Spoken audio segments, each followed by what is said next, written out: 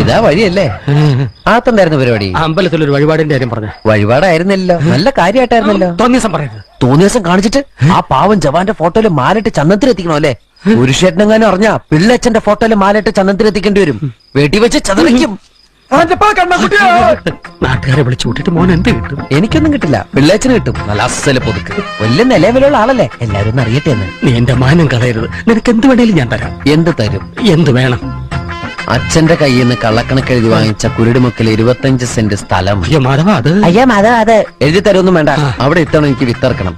അതെന്റെ ഒരു മോഹം. ഞാൻ പടാവല് വിട്ടിരിക്കുക. ആയിക്കോട്ടെ, അത് വിറ്റ് കഴിഞ്ഞാൽ എനിക്ക് വിത്തറക്കാലോ. ഇറക്കാം. പുറപ്പാടാം. പോകാൻ വരട്ടെ.